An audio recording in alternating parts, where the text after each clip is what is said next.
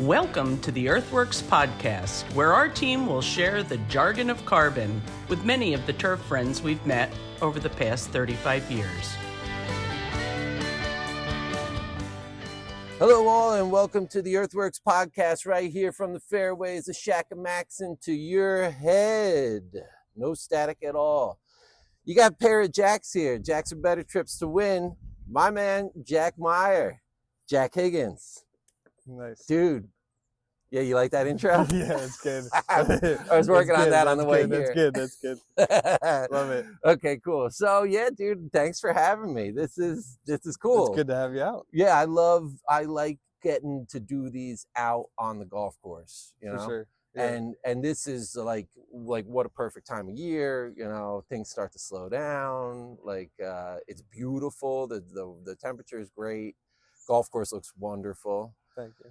So yeah, let's kind of let everyone know about yourself and about Shackamaxon. And we were talking, I was thinking, I was here very early on in you getting the job here because we knew each other from Yasna, right? Yes, previously, yep. All right, yeah. It actually was the 9 and Dine at Skyway. Oh, when we first played together. Oh, dude, that's right. I forgot about that. 18, I want to say. What a great time. Yeah, that was a good time. And I like that event. That's a GCSA NJ. They do one every year called the 9 and Dine. Yep. And it's like an evening golf. Yep.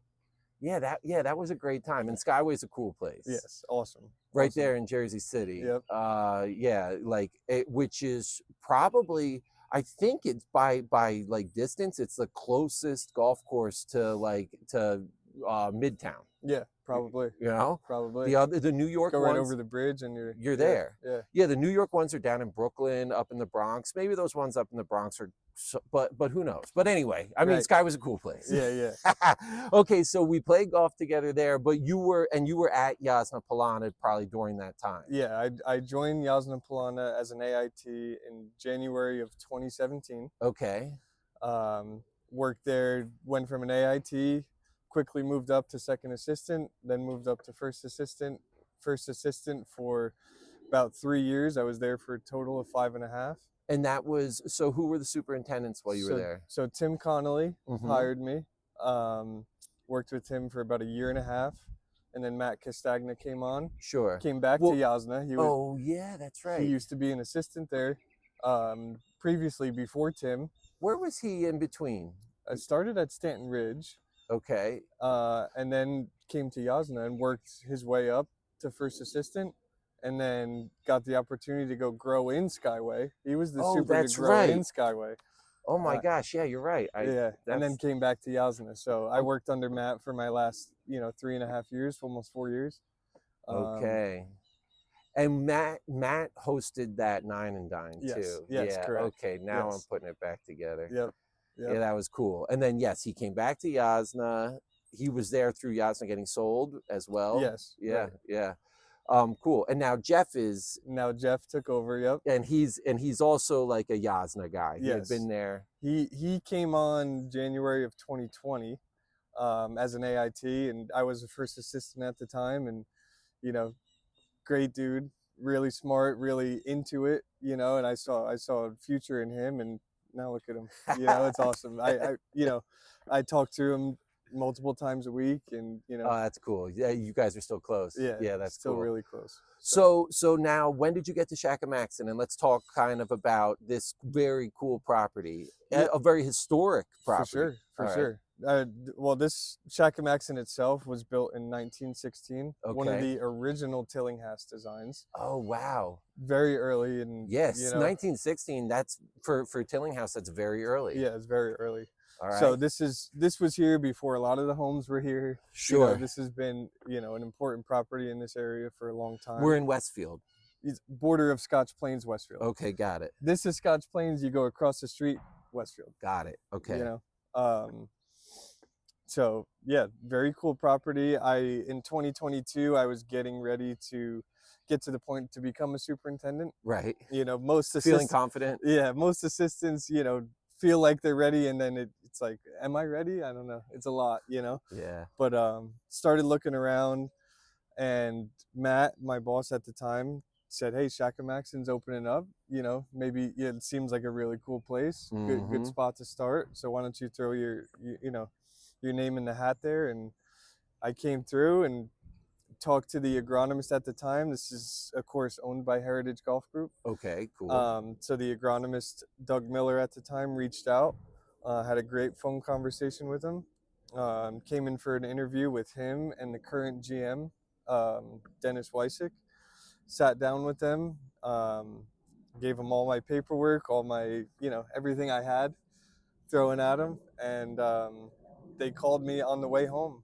from that interview to say, hey, I think you're the right guy.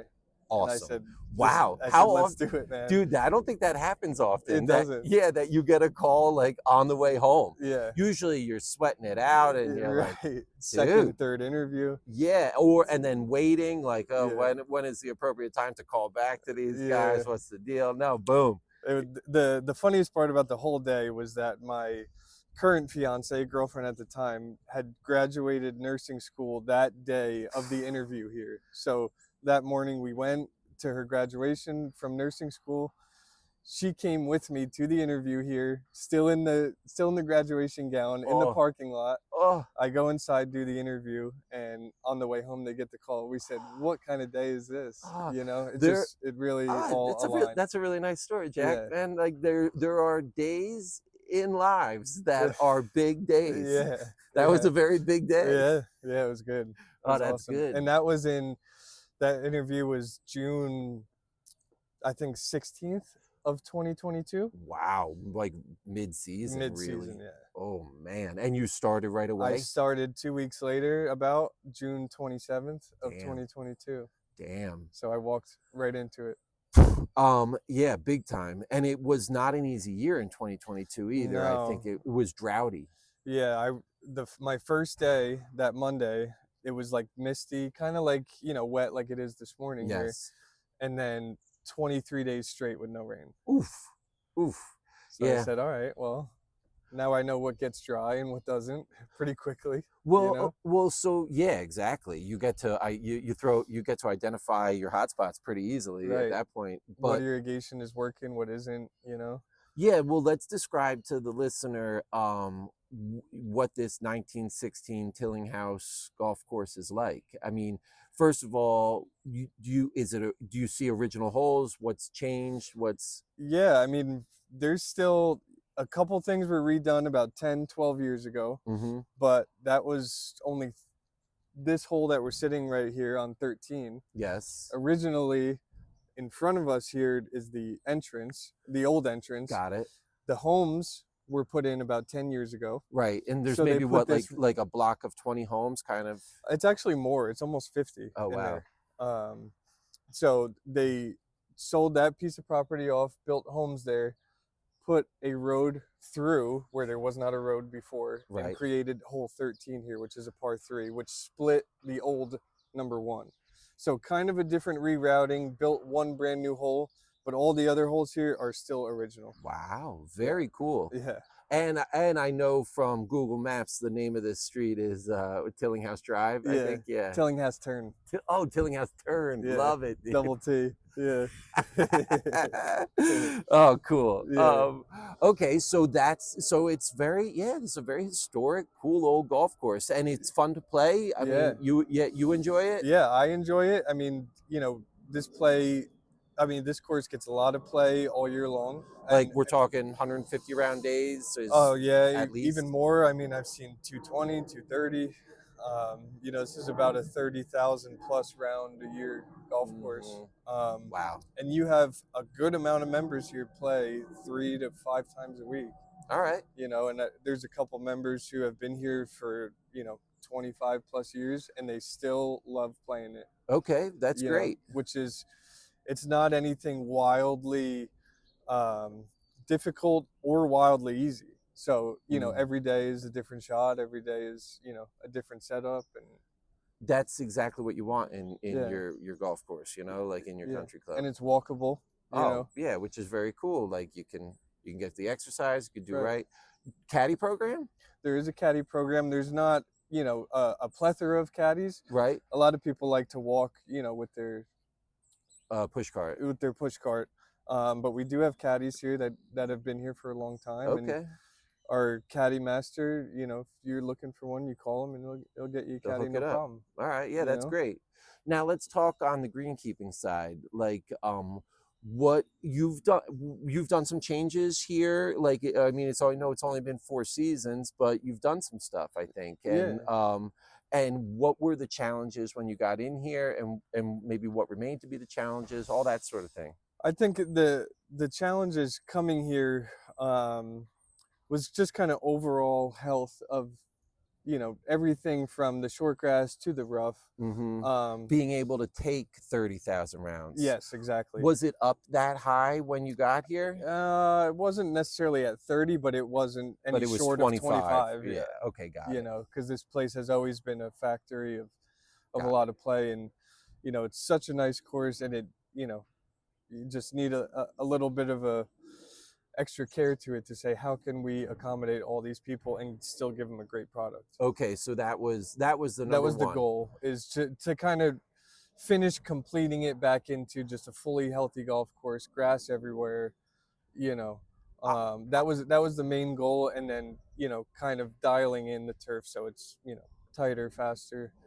What I've noticed, because I get out like once or twice a year over the last 4 years or so, and there was, like, I think before this summer, I hadn't been out here probably since the previous spring. Like, right. So like I've noticed that you limbed up a lot of trees. For sure. That was like a big thing. Yeah. And I think that accomplishes both of that, right? Yeah, like, right. you get better health of your turf, but also like you restore that classic look, right? So that you the can visual actually aspect. You can see the layout of this old Tillinghast course now better, right? Because you can look across the golf course, right? Exactly. But you have a unique topography too, like, because you can look across most of the golf course. You can't really look across the whole golf course because you have these two kind of creeks that Y and come together on property. Yeah, right. We have a creek coming in from number 1 across number 1, and then goes into number 8, which is a par 3 over water, where that creek kind of expands into a lake. There's a dam there that you manage. Yes, and there's a dam further down from that. Okay. So it comes in 1, goes through 8 around that par 3, kind of goes through right to our pump house there, where our intake is, and then that opens up into the biggest part of the lake, right next to the dam, which meets where the stream coming in from 13. That's the Y. Also meets, that's the Y. So you have water on 13, 12, 10, 18. Wow. And then also on 1, 8, and 17. So it's kind of, it is a Y. So you see this course in sections.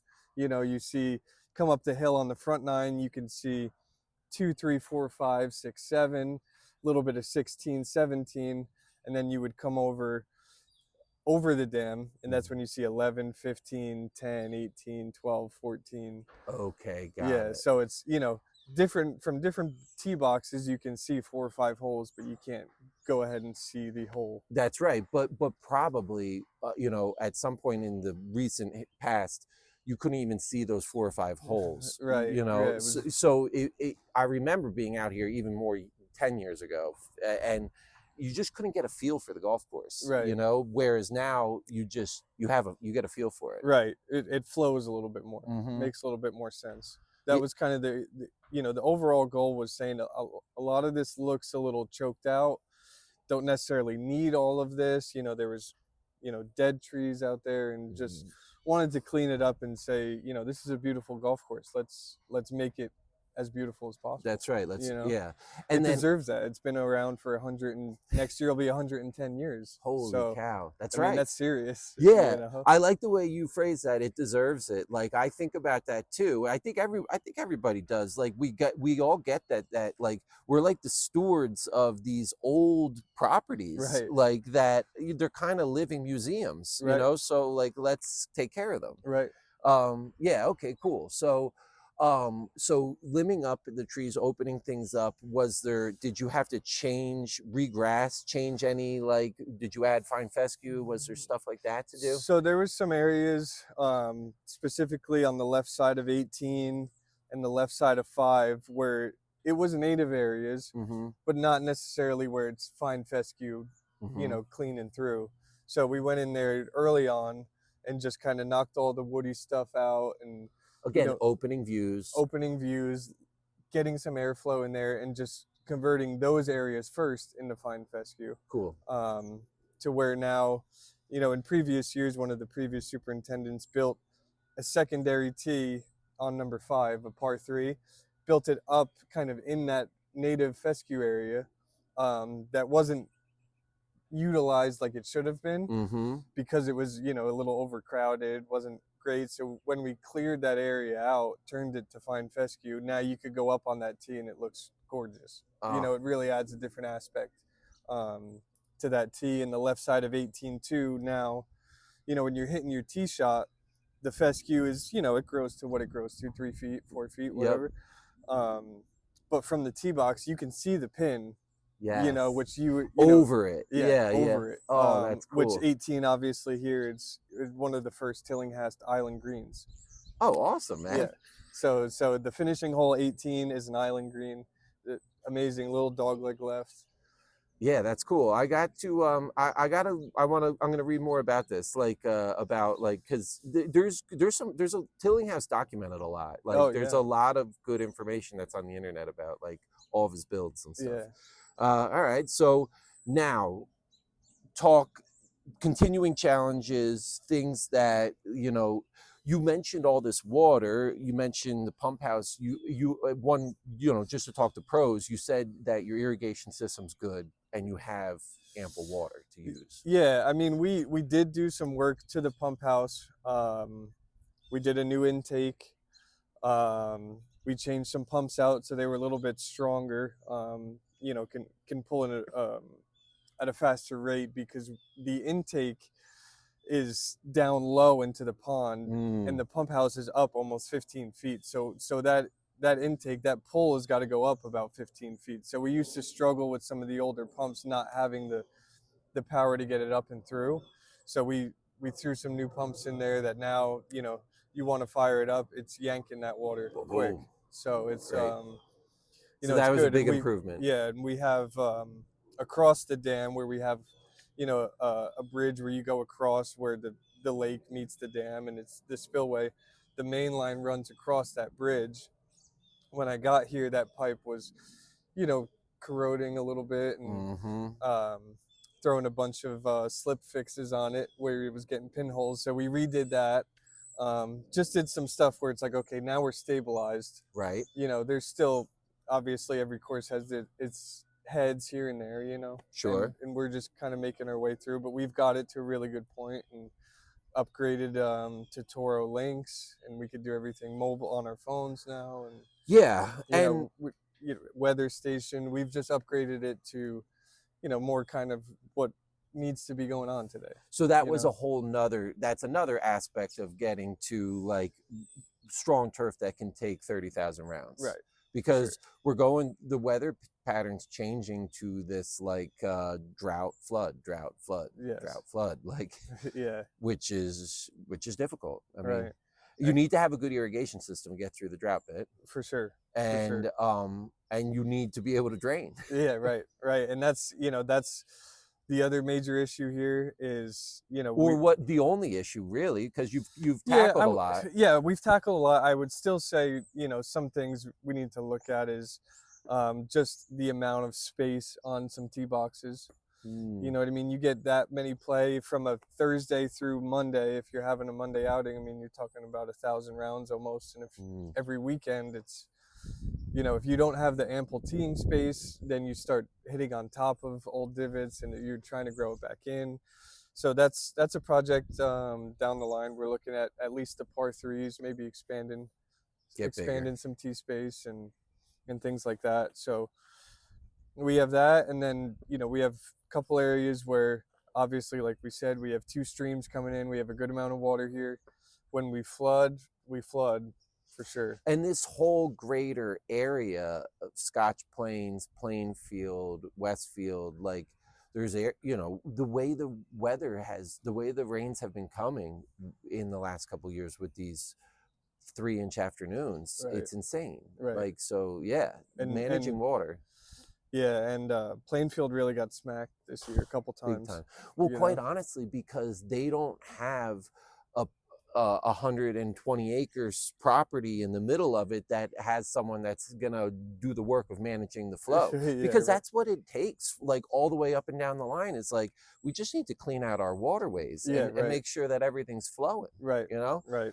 And it would make a big difference. I have customers that just year after year now are just taking, both golf customers and lawn care customers that I'm thinking of a guy's shop that it shouldn't be getting flooded, but it is, because like the water's just not flowing the right way. Mm-hmm. So anyway, but that has been a challenge for you in the last couple years, because we get these rains that it's not 3 inches in 3 days, it's 3 inches in 3 hours.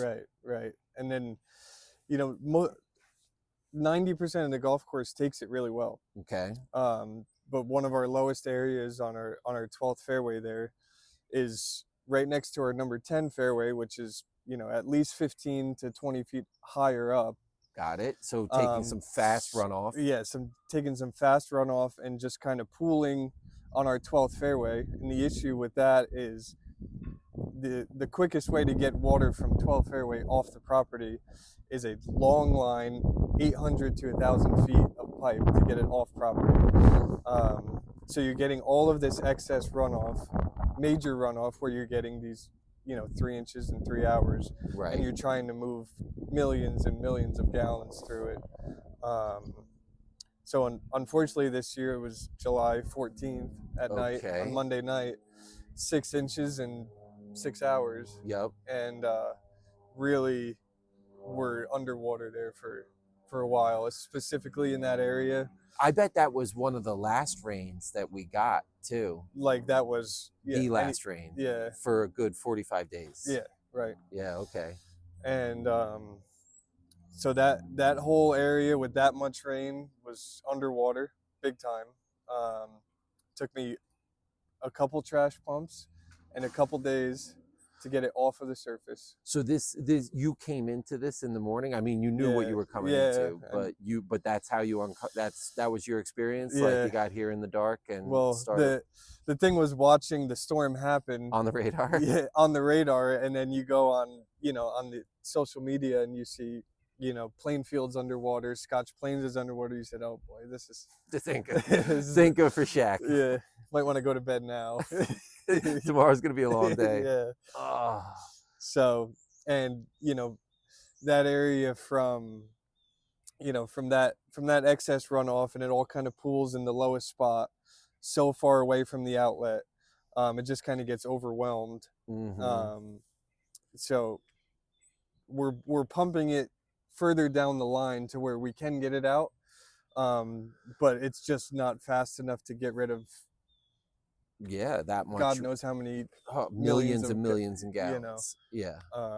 And really, because the golf course was built, there's just features of the golf course now that that it has to travel around. Yeah, right. Like, it's not necessarily a straight line. Right, it's not a straight line. Yeah, no doubt. And it's not really even the golf course's fault. That's the way around. That's the way the water moved. It's just there's just so much more water. Yeah, right.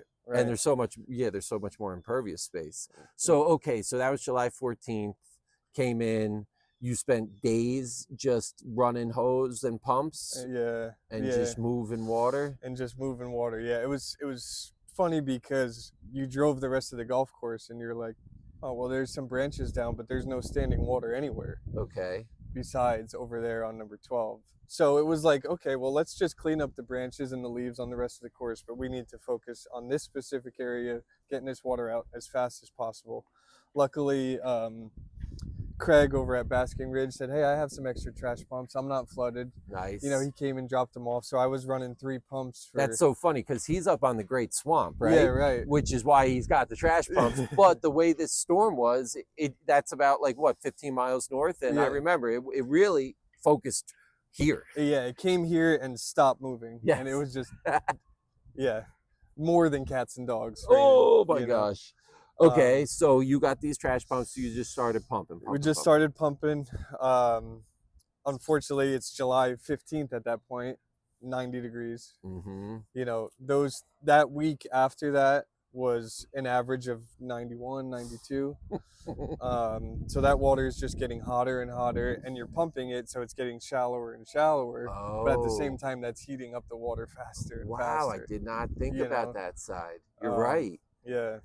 It's like you're damned if you do, if you're damned if you don't. Yeah. But you're right. That water literally is getting hotter and hotter and hotter and hotter to the point where like, oh, I should be getting some relief here because like I took a foot of water off of this thing, but I left like a half inch of 95 degree water.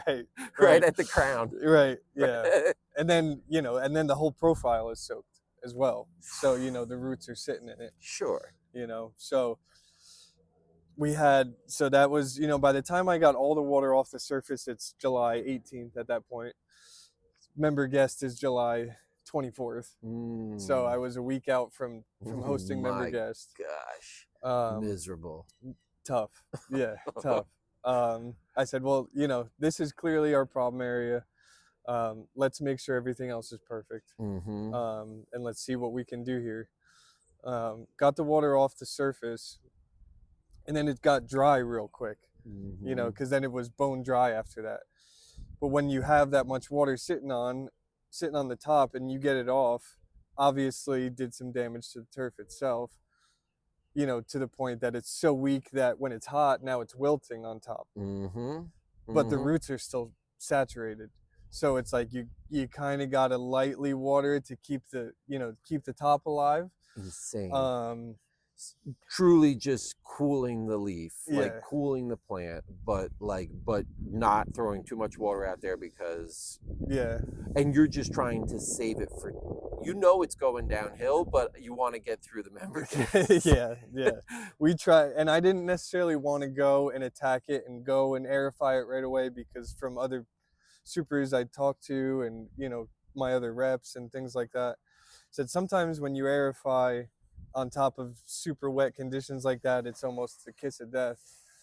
And I said, it makes sense too. So I let it sit for a few days after, just kind of preventing it from wilting on top. And then I said, you know what? I called my agronomist from Heritage and we talked about it. And I told him I think I'm going to go Sand Pro slice it. Just kind of let it breathe just a little bit. Just so when I am watering the surface, it is making contact with what's going on there. Did that. And then I think it was a week, that Monday, the next Monday after, we got another like 1/4 inch. But it was still saturated underneath. Sure. And started to lose color in it, real patchy. Yellow, green. So that was like the start of it. Yeah, really. And I was like, oh man, I think this is not gonna recover. What day was this now? This was the week after. So this was, but right at member guest. Yeah, right at member guest. Oh, okay, got it. I was trying to say, well, let's try and keep it green. Let's, if it's core path only, it's core path only. That's fine. It just started every day. I would come and look at it and be like, is it getting better? Is it getting worse? And we got another shot of rain and, hot as hell, and came into it. And I said, no, this is taking a turn for the worse. This, I've decided. I've decided that we're going south here. It's going down. So I said, well, why don't I try to pack some seed into it? Let's see if we don't fully lose it. We just try to get some seeds, some fertilizer on it, and see if we could bounce it back. So we did that, And then where I seeded, I didn't seed the entire thing. Okay. I used the tri-wave pull behind seeder, the slit seeder. Yeah. You know, so minimal disturbance, but it was, you know, it was getting the seed in the, you know, Down in the ground. down in the ground. But you were probably still pushing water at this point. Like when you were rolling over it, it was still. Yeah, it was weird though, because the surface was really dry. Okay. But if you were to go, if you took a probe down in there, it was wet. Okay, got it. You know, so it's like you can't necessarily. It was just that's just the way it was. Yeah. You know, so I tried to seed a section of it, and then that started to wilt really hard. I'm like, oh well, I think I may have just went even worse there. You know, got through member guest. We played it as ground under repair. Cool. So they could play it as a par 5 because 12 is a par 5. Okay, got it. And where we are having the water sit is the landing zone, unfortunately. Typical. Of course. Yeah. Lowest part of the fairway. Yeah, sure. Got through member guests and said, all right, well, let's see how this reacts. Tried to give it some light for it. I gave it some renovate, some 101. Gave it some eco light after. Now, what kind of rates? The renovate. And what kind of holes, or there were no holes at this point? There was spike marks because I did Sand Pro spike. That's right. So I did renovate. Not anything crazy because I didn't want to you can't throw too much up top. I mean, like if there's not big holes to accept it. No doubt. So so 5 pound rates, something like that. Yeah, probably even less, more like 3. Got honestly, on both of them. And it was just so funny to watch it every day and say, are we getting better? Are we getting worse? Are we getting better? Are we getting worse? And then this is now a week after member guest. We're into 1st of August. Yeah, 1st of August. Got another shot of rain. Super hot. Oof.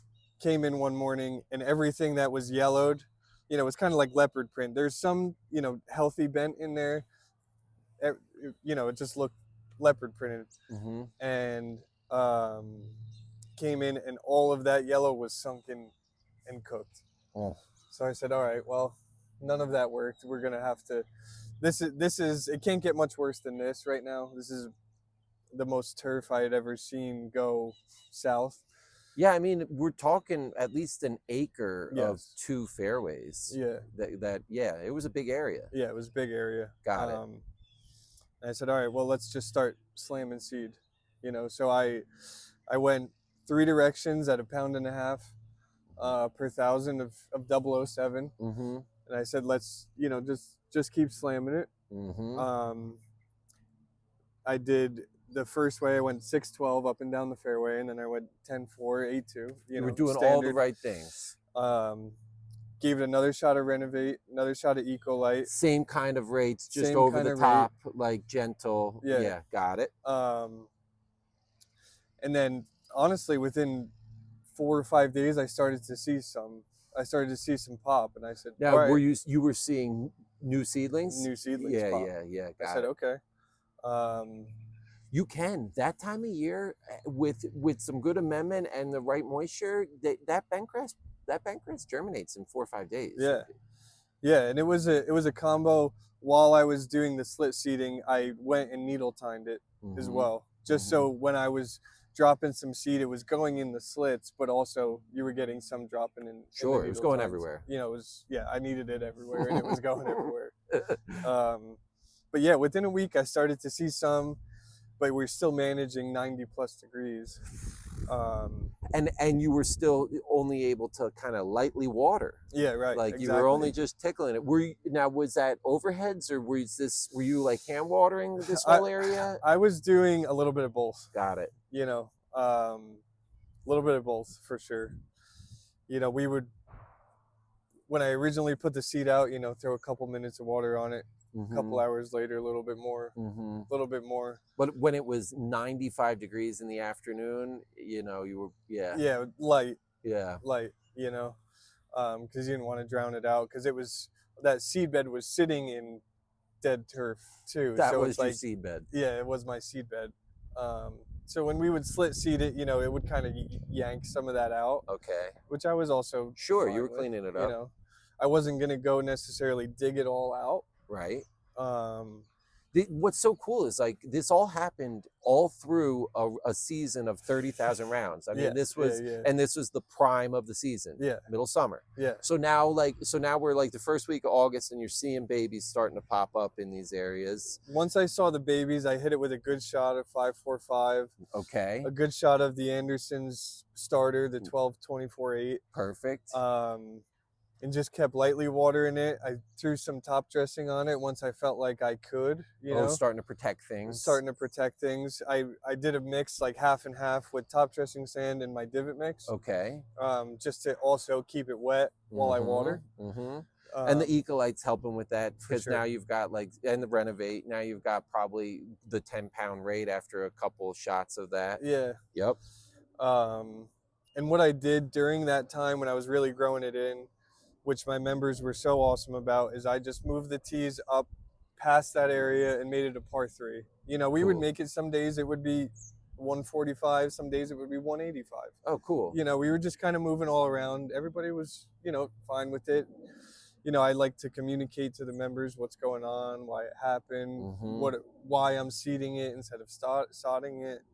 And everybody was on board with me. What was that answer, particularly the sodding versus seeding? I felt like there is a bigger issue there with the drainage. You know, we need to really see why it's not pulling that much water off fast enough. I mean, it's a combo of an excess of runoff and old pipes that are sunken and have lost some fall, lost some pitch, so it's not necessarily grabbing. So I guess you're saying I'm not gonna stick you with a $15,000 sod bill now because I'm gonna ask for something bigger further down the line. Yes, exactly. Good move. Plus, at the same time, it's not like we did anything to fix it in that moment. So what am I gonna buy $15,000 worth of bentgrass sod, and then in 2 weeks you get a storm and the same thing happens? Yikes. You know what I mean? You keep forgetting that you're in the middle of it now, not like it's not October, like us sitting here. Okay, got it. So I said, you know what, we'll seed it. I know you're going to get some seed to pop, and we just keep going with it. You spend, you know, 3,500 and 007, and you keep, you know, you just keep doing it. And you're going to get a better stand of turf after anyway. For sure.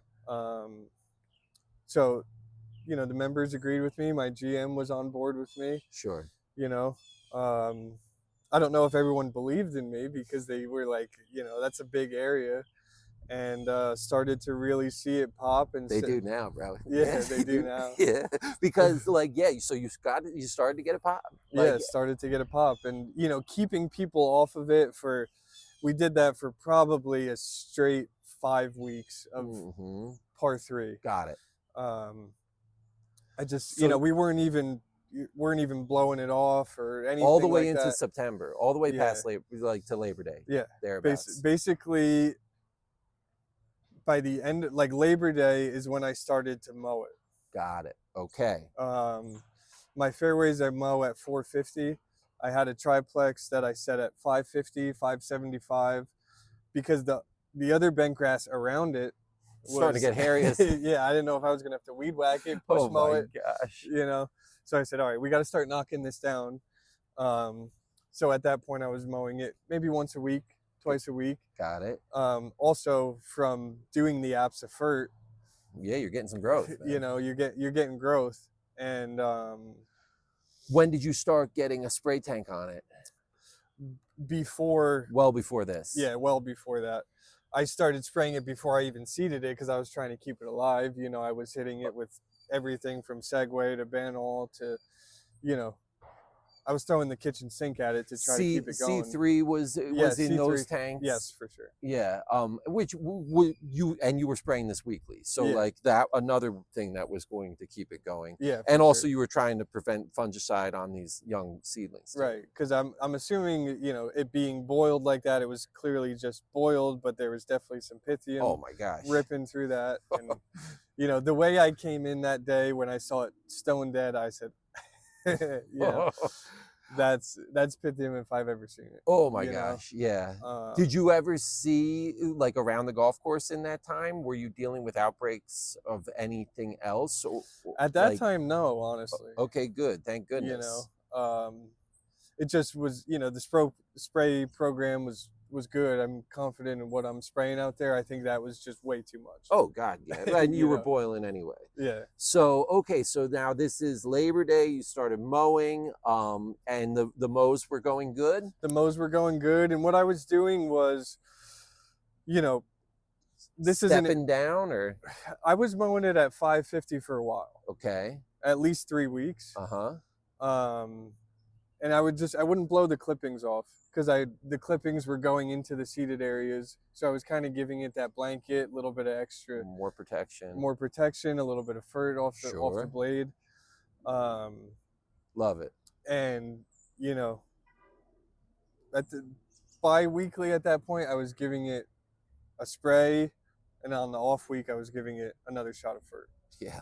So 545, I was throwing at it. I just was pushing it. Once I saw the seedlings pop, I said, let's go. I mean, and so then I think I was out here that second week of September, and right around that time. And yes, you looked at that point, it only looked like it was just some scars, yes, maybe you got scarred up a little bit. You had a rough week or two. It did not look, it looked very much grown in. Yeah. Now, today, it's like nothing happened. Right. It's great. Yeah. It's really, I've been in this business for a long time and I've seen turf loss we all have, It's different when you're the superintendent because, you gotta, you don't have somebody, you know what I mean? It's on me. But I said, you know what? I'm trusting my gut here. Let's keep seeding it. Let's throw fur. Let's keep people off of it. And just grow grass. Let's just grow grass. Right. And to see it come through like that. It's awesome. It's awesome. Yeah. You grew in, you recovered some, but you had to grow an enormous amount of new plants. Yeah. And that's what we saw out there. Yeah, right. I mean, you had areas where it was 20 by 20 of nothing. There you go. Yeah. That wasn't creeping in. Nope. There's no creeping in. Maybe next decade, but and so when did you open it back up? When did the hole open up? So two holes. So I opened that back to a par 5, but kept it ground under repair basically around that right after Labor Day. Cool. I think it might have been Labor Day weekend. I gave him a tree. I said, let's play it, as a par 5. Just cool. Let's change things up. The seedlings were in there enough that you could kind of walk on it. If you had been top dressing it, you were mowing it a little higher, the clippings were laying there, and that bent grass was growing fast. Yeah. It was ripping. So those plants were getting bigger and stronger. Right. You're saying, it could handle a little traffic. Yeah. So we if your ball went in there, you just take it, play it out of the step cut, and perfect. Keep it moving. Perfect. So we did that for a couple weeks, and then the first week of October, now 3 weeks ago, I opened it up to took all the signs off and just play it. Awesome. So that would be 7 weeks. About 8 weeks from the middle of July. Yeah. Yeah. I mean, you got it done fast. Yeah. And it's like those first 2 weeks from July 15th to August 4th, I have a picture of when it was stone dead. So that was kind of like, it was just progressively getting worse. And then it hit that point August 4th where I said, okay, this is not coming back. Good point. It's not even really, you can't even really count those first 2 weeks. Yeah, because I was trying to maybe keep it. Right. Right. And then once it was lost, then it was like, okay. Now I got to go after from August 4th, September, by October 4th, I mean, we were playing it normally. Wow. Yeah. Awesome. Yeah, so, there's your 8 weeks. Yeah. Yeah, awesome, dude. So we're working on a drainage plan for it. Well, yes. Kind of upsize the pipe that's going on in there, add a little more How do you communicate all this? I mean, so because you've got Heritage, you've got the members, you've got you on the scene. How did you handle all the communication? And we can end with this bit, but like, and then how do you keep managing this down the line so that you can get the fix? Right. So during the process, I sent out a newsletter saying, hey, we just got 6 inches of rain. You know, we had some flooding. Most of the members here know that floods if they've been here for more than a couple of years. Sure. So just added some pictures, talked about what happened. 2 weeks later, did it again, update. 2 weeks later, did it again. Very transparent, very upfront, very on top of it. In person as well. I like to communicate, you know, if who's ever playing. You're out on the golf course, you're cruising around, you're talking to people. I feel like they get a little better understanding, more personal when they're hearing it directly from me rather than a newsletter. I mean, it's very important to do both because I can't talk to everyone. But yeah, you're here and you're talking. I'm here and I'm talking, and my GM was on my side. My GM is great. He understands the importance of the golf course in this whole country club experience. And the Heritage guys, my agronomist, awesome. Gave really good advice, and you know, just kept pushing, and they understand why it's happening. Where we're failing in the drainage part of it. Okay. So we're attacking. Okay, we have drainage on those fairways now, but we got to make it better. Yeah. So what size drainage do you think you have? What size pipe? In there is anywhere from 8 to 10 to 12, which is big, but you're taking an insane amount of water. We counted it up. 1,000 feet. It's truly like half the golf course. It's like near half the property. Like those you've got 4 holes up top, you said, that are getting to here. Yeah, right. You've got another 4 holes down there that are getting to there. Like, so it's really half the golf course, and and it's that distance as well, that 1,000 feet, like you're saying. That's got to travel. So I contacted Turf Rehab, which is a newer company. Cool. Specialize in drainage. Yeah. Had one of their guys out here. We talked over a plan. You know, a couple times we drew up some things, refined it, brought my agronomist in on it. So we're just in the late stages of finalizing that plan. Cool. And the plan presented to Heritage, and big pipe, right? Big pipe. That's the plan. Yeah. Big pipe. Big pipe, pitched correctly, and you know, let's yank the water off. Yeah, you know? Good deal. So we're good. We had a tough go. Right. Brought it back, and now let's fix the actual problem, and we should be good. I forgot that you told me not in the middle of this was like a triumphant day, because that's right.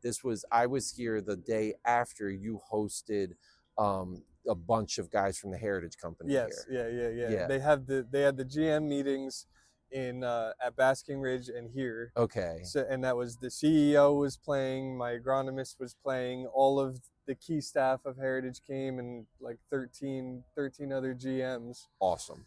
Came, and that at that point, like, things were on the upside, like, by sure. far, like, and they got to see what you did. Like, right. Hey, dude, it was cool. Fix this. Yeah, it was cool. But let's make it better. Let's make it even better. Which is, you know, very, very great on their part. Those guys who bought this course love this place. They think it's awesome. They think the golf course is awesome. They see the direction that they're ultimately taking it. Sure. And they want to keep making it better. So it's in the right hands. And you know, this is a beautiful course that I would love for anyone to come out here and experience if you haven't. And it's cool. It's accessible. It's accessible. Sure. It's not stuffy. It's like, it's a cool place to be. Yeah. It's a nice place. Yeah. I like it, dude. What a great thing. What a great job, and keep moving forward. Like, keep on pushing. Love it.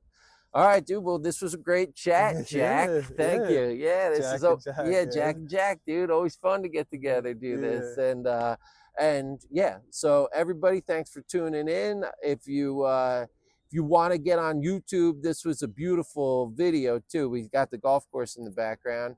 And also check out our 2-minute turf talks or our kind of short bits, because I'm going to do a little cutout on the grow in, you know, that grow in, that recovery mid-season. So, all right. Thank you all. Thank you, Jack. Thank See ya. you, Jack. All right.